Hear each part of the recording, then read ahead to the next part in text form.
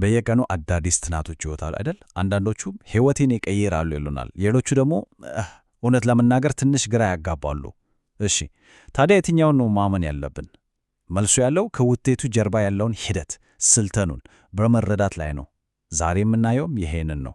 አንድን ጥናት ጠንካራ እና ተአማኒ የሚያደርገው ምንድን ነው? የውስጥ አሰራሩ ምን ይመስላል? እውነት ነው። ችግሩ የሚጀምረው እዚህ ጋር ነው። ብዙ ጥናቶች በቃላት ብቻ የተሞሉ ግን ምንም መሰረት የሌላቸውም። እስኪ እንደዚህ አስቡት። ልክ መሰረቱ እንደተናጋ ሕንፃ ማለት ነው። ጠንካራ ስልት ከሌለው የሚደረግ ምርምር ጊዜና ሀብትን ማባከን ብቻ አይደለም፣ ከዛም የከፋው ወደ ተሳሳተ ድምዳሜ ሊወስደን ይችላል። ይሄ በጣም አደገኛ ነው። ግን የምርምር እውነተኛው መንፈስ ይሄ አይደለም በጭራሽ። ምርምር ማለት ከምናውቀው ዓለም ወጥተን ወደማናውቀው የምናደርገው የግኝት ጉዞ ነው፣ መማሽ ጉዞ። እና ማንኛውም ጉዞ ስኬታማ እንዲሆን ምን ያስፈልጋል? አስተማማኝ ካርታ። በምርምር ዓለም ውስጥ ያ ካርታ፣ ያ መሪ የምርምር ስልት ብለን የምንጠራው ነገር ነው። እሺ እንግዲህ በጋራ የምናደርገው ጉዞ ይህን ይመስላል። ስለ ግኝቱ ጉዞ እናወራለን፣ ስለ ዋናው ዕቅድ፣ መሠረቱን እንዴት እንደምንጥል፣ ጥናቱን እንዴት እንደምንቀርጽ፣ ዕቅዱን ስለመፈጸም እና በመጨረሻም የሂደቱ ኃይል ምን እንደሆነ እናያለን። ክፍል 1 የግኝት ጉዞ። የዚህ ጉዞ ዓላማ ምንድን ነው? ማንኛውም ምርምር ከመጀመሩ በፊት እኮ መመለስ ያለበት አንድ ወሳኝ ጥያቄ አለ። ይህን ምርምር ለምን እያደረግን ነው? እያንዳንዱ ምርምር የተለየ ዓላማ አለው። አንዳንዱ አዲስ ነገርን ለማወቅ ብቻ ነው። ለምሳሌ ሰዎች ለምን ቡና ያጠጣሉ ብሎ ለማሰስ። ሌላው ደግሞ ያለውን ሁኔታ ለመግለጽ ነው። በአንድ ከተማ በቀን ስንት ስኒ ቡና ይጠጣል ብሎ ለማወቅ። አንዳንድ ጥናቶች ደግሞ መንስኤና ውጤትን ለመፈተሽ ይሞክራሉ። ለምሳሌ ቡና መጠጣት ከእንቅልፍ እጦት ጋር ግንኙነት አለው ወይ ብሎ መላምትን ለመፈተሽ። እናም ይሄ ዓላማ የምንጓዝበትን መንገድ በሙሉ ይወስንልናል። ወደ ክፍል 2 ስንመጣ ስልት፣ ዋናው ዕቅድ። እዚህ ጋር አሁን ብዙ ጊዜ ሰዎች የሚደናገሩበት አንድ ወሳኝ ነጥብ አለ። በምርምር ስልት እና በምርምር ዘዴ መካከል ያሉ ልዩነት ምንድን ነው? ብዙዎች አንድ ነገር ይመስላቸዋል፣ ግን አይደለም። እስኪ በደንብ እንለያዩ። ልዩነቱ ይህ ነው በቀላሉ። ዘዴዎች የምንላቸው መሳሪያዎች ናቸው።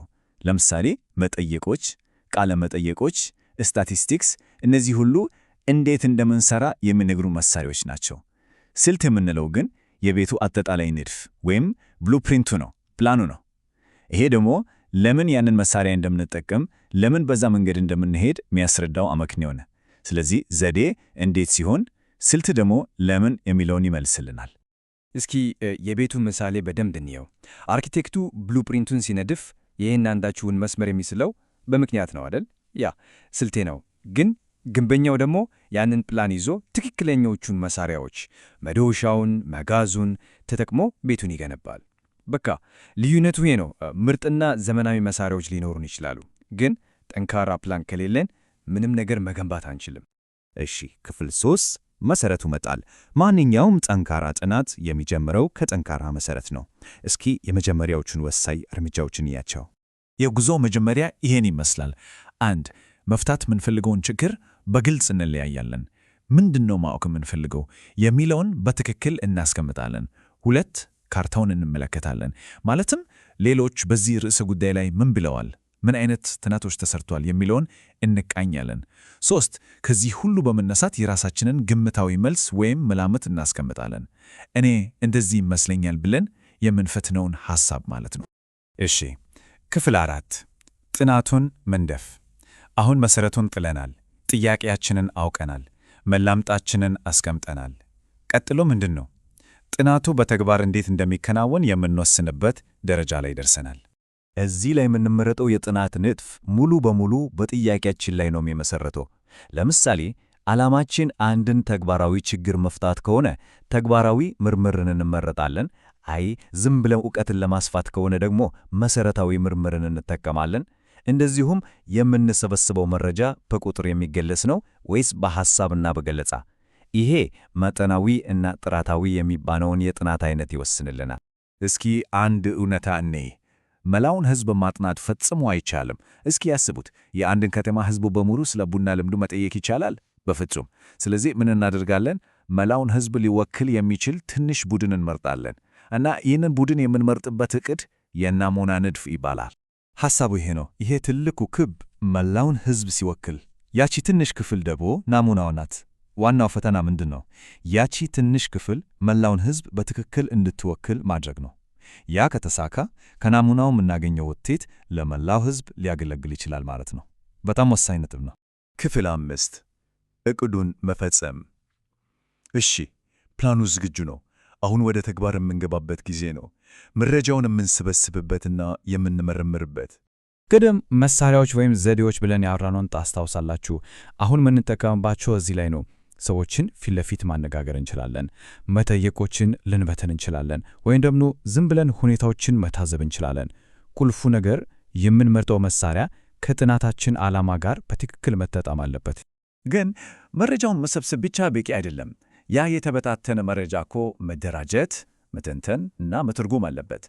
ልክ እንደ እንቆቅልሽ መፍታት ማለት ነው። በዚህ ሂደት ውስጥ ነው ስርዓተ ጥለቶችን የምንፈልገው።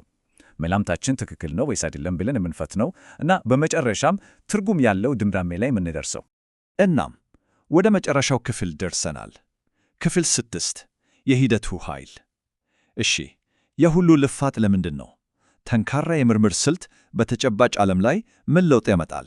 ለምን ግድ ሊለን ይገባል? በመጨረሻም ቁም ነገሩ ይሄ ነው። በጥሩ ስልት የተደገፈ ምርምር ለመንግሥት ፖሊሲዎች መሠረት ይሆናል። የንግድ ድርጅቶች ትክክለኛ ውሳኔ እንዲወስኑ ይረዳል። ከባድ ማኅበራዊና ኢኮኖሚያዊ ችግሮችን ለመፍታት ቁልፍ ነው። ከሁሉም በላይ ደግሞ ዕውቀትን በማስፋትና ምክንያታዊ አስተሳሰብን በማዳበር ለኅብረተሰብ እድገት ትልቅ አስተዋጽኦ ያደርጋል። የዕውቀት ምንጭ ነው። እንግዲህ የምርምርን መሠረታዊ ንድፍ ወይም ብሉፕሪንት አይተናል። ይህንን ማወቃችን የምንሰማቸውንና የምናነባቸውን ጥናቶች እንዲሁ ከመቀበል ባለፈ እንድንመዘን፣ እንድንጠይቅ ኃይል ይሰጠናል። እናም ጥያቄው ይሄ ነው። አሁን ይህ የዕውቀት ንድፍ በእጃችን ስላለ ምን አይነት ግንዛቤን እንገነባበታለን? ምን እንገነባለን?